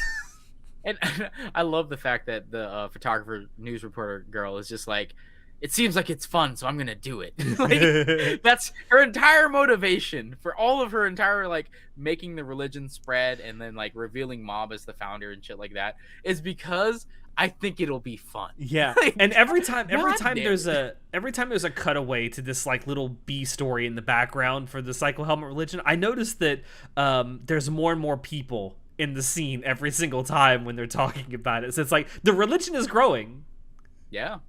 I mean, they got a donation of 500 million yen, so it's quite a lot of startup capital. Yeah. It makes me wonder, like, yeah, we got a couple of threads that obviously need to be tied up, so I'm assuming they will be in season 3. It makes me wonder what's going to be the big bad in season 3. Because there isn't an obvious big bad. There are goals, but there's no obvious big bad. Who the fuck knows? Who knows? I don't know, man. You guys know because you fucking seen it. I haven't. All right, so I also also love the watch- fact that at the end of the final episode, you see like the character arcs and all that, just wrapping up with everyone and all that. But I love you see Serizawa is hired by Reagan and Yes. he works Yes. there now. Serizawa is a fucking recurring love that. character. Yeah. Yeah, let's go.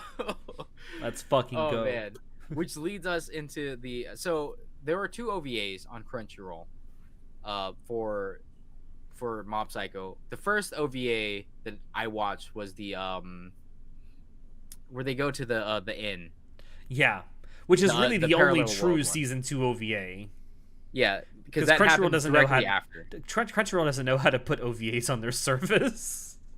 Yeah, because that was like episode 57 or some shit. Yeah, like it's Like listed as season season 57. Yeah, it was weird and I hated it. It was dumb. Because like the first OVA it throws at you is the OVA that comes out between season 1 and season 2, which is just a recap episode. Like it's I watched it for like about 15 minutes and I was like, okay, it's literally just A a recap of season 1, but Reagan narrates here and there. Yeah. And then you get to the end and it's like everything was the reason why everything was, even though it was being narrated by Reagan, the story matched Mob's point of view because Mob was recording it from his point of view, where Reagan, all his exploits and stuff weren't recorded. So I was like, it's a fucking recap episode, and it was And funny. then, and then at the end it announces season 2. Yeah, then it says season 2 is coming out. So I'm like, oh, so why the fuck is this after season 2 instead of season 1? Like, what the hell, Crunchyroll? I don't But know. anyway, the actual OVA after season 2, I thought it was funny. I loved the parallel world thing, and I loved seeing more Serizawa. It's just, Yeah. like, that was cool.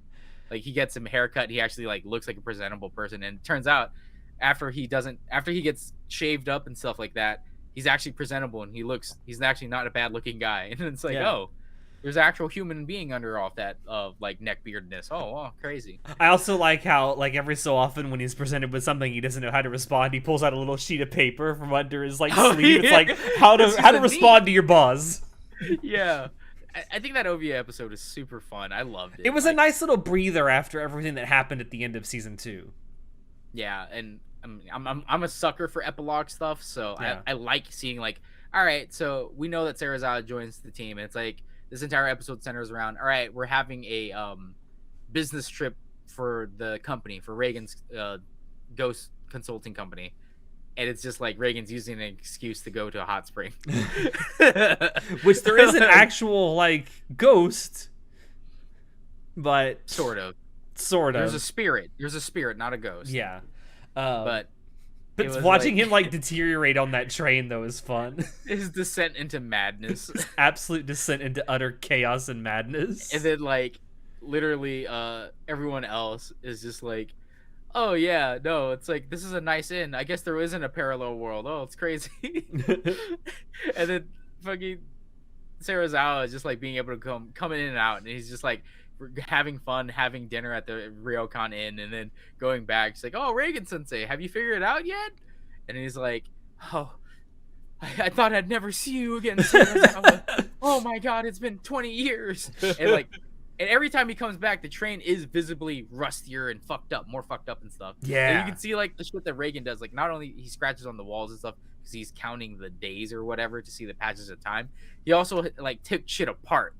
Because it's like, what else are you gonna do? And it's like, I love that little bit of environmental storytelling that it does, because it's just like, obviously, there was a passage of time For him, yeah. and we don't know how long, but something did happen, and Reagan just kind of broke as a person.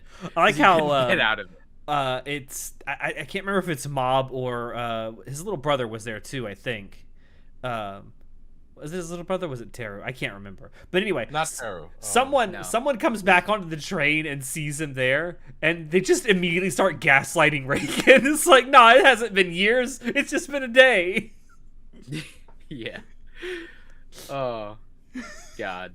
That OVA was pretty funny. I liked it quite a lot. Yeah, but- I liked it a lot too. And like I said, it's a much needed breather after the events of the end of the season. And I think it's a good way to kind of introduce or go into the third season with that like cleansed palette. yeah. So I'm super excited to see where it goes from here. Definite step up. I think I gave the first season like a 6.5 to 7, somewhere in that range. Definitely give this season an 8. Oh, yeah. Solid 8.5. I don't remember what Yeah. I gave it for season 1, but season 2 is everything about season 2 is so much better. The storytelling, the animation, the art, the fucking character development. Oh my God, it was so much. There was so much going on. The dialogue writing was even more succinct. I loved it. Yeah.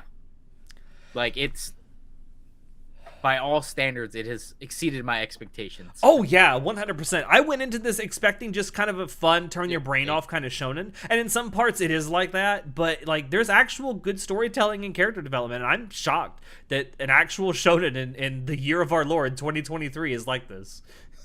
So when this was airing way back when, I actually espoused many times over how the main theme of season 2 was bonds and human bonds. And in the beginning and throughout most of the first part of the show, you saw it, but they didn't address it too much, but you definitely felt it. And that personal connections was what was really building up in that show. And it constantly kept expressing how important those are. It's not power, so it's not how important you are. It's not about anything else but the bonds you create. And at the end of the show, after everything said and done, Mob didn't win any of his fights really by defeating people. No. He defeated them by talking to them, by forming bonds with them, by making The relationships. power of friendship. It's Yeah. more than just the power of friendship, but it is. Like, and you know what? It's such a beautiful message. I constantly said to everyone and their mother, like, yo, this is fucking beautiful. This is more than just shonen. This is beautiful writing that truly tells and makes important the bonds we have as humans to other fellow humans. And Yeah. it's a good learning lesson. It really is. This is one of those real life lessons you can get from a show. Yeah, that's well put. That is definitely what season 2 is pretty much about. Yeah. That's it. That's Mob Psycho season 2. Woohoo. This went on a lot longer than I thought it would. Me too. Yeah. I can only imagine what season 3 is going to be like. I honestly thought we were gonna be like, oh yeah, quick, easy, 45, maybe an hour long episode. It's like, we've been here for like 2.5 hours. Oh shit. Okay. That's how good fucking Mob Psycho is. Yeah, you don't sit down a short time for it. You sit down, you're like, what am I doing with my life? My God. Like, this shit hits hard. Yeah. Now, I rewatched it, and again, I watch anime passively. I'm doing something while watching something. I'm watching something, but I'm doing something. So on my rewatch, I also did it passively, but I tried to pay a little bit more attention on my rewatch, and I'm gonna do that for season 3 as well. Okay. On my rewatch for season 3, because I'm like, I get the general themes and stuff, but watching these small details and stuff, it's very important. Yeah. Especially for Mob Psycho. Yeah. Just because you can make connections and stuff. Yeah, because they actually make use of Chekhov's gun. Yeah. But anyway, yeah, that's our spoiler cast for Mob Psycho season 2. Be sure to tell us down below what you thought of season 2. But thank you all for dropping in to listen to and or watch us. Check the description below where you can find links to Anime Club After Dark on Twitch, on social media, and on Discord. Also, check out our merch store. Any purchases you make there really, really do help us out. With that, I have been your host, Alex, and I will see you next time. Say goodnight, guys! Good night. Bye-bye. I've learned my lesson. I'm waiting until Shinoda says anything before I take a sip. I learned my lesson. Never again. Never again. I'm not gonna be called out by another fucking joke from you and I die. I don't want to die like fucking Cosmo. My parents are cringing at my fucking death.